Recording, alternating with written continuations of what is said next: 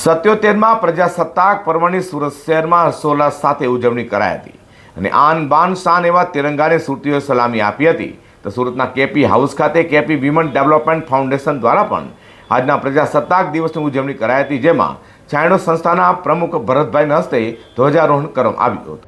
આજે 24મી જાન્યુઆરી 77માં પ્રજાસત્તાક પર્વની સુરત શહેરમાં આન બાન અને શાન સાથે ઉજવણી કરાઈ હતી. ત્યાં સુરતના સૌથી ધનવાન વ્યક્તિ ફારૂકભાઈ પટેલ કેપી હાઉસ ખાતે પણ પ્રજાસત્તાક પર્વ ઉજવવામાં આવ્યો હતો.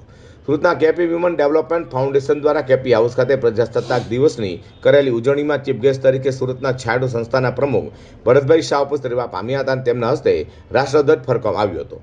તેમની સાથે કેપી ગ્રુપના ડિરેક્ટર અફાન ફારક પટેલ, સાર્વજનિક એજ્યુકેશન સોસાયટીના પૂર્વ પ્રમુખ રાજેશ દેસાઈ, સુરત મનપાના પૂર્વ ડેપ્યુટી મેયર નીરવ શાહ સહિતના આગેવાનો અને સ્ટાફગણ ઉપસ્થિત રહેવા પામ્યા હતા.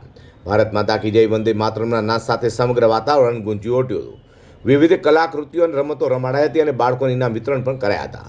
તો પ્રજાસત્તાક પર્વની ઉજવણીમાં કેપી હાઉસ ખાતે મુખ્ય મહેમાન તરીકે હાજર રહેલા છાંયડો સંસ્થાના ભરતભાઈ શાહે જણાવ્યું હતું કે આપણું બંધારણ એ વિશ્વમાં સર્વશ્રેષ્ઠ છે અને તે મુજબ આપણે સમરસતા, એકતા, અખંડિતતા સાથે પ્રગતિ કરી રહ્યા છીએ. 2047 સુધી આપણે એવું ભારત નિર્માણ કરીએ કે કોઈના પર નિર્ભર ન હોય, કોઈ સંસ્થાની જરૂર ન પડે, દેશ સંપૂર્ણપણે વિકસિત હોય. જ્યારે કેપી ગ્રુપના ડિરેક્ટર અફાન ફારૂક પટેલે જણાવ્યું હતું કે આપણા વડવાઓએ આપણને પોતાનું લોહી રેડી આઝાદી અપાવી છે.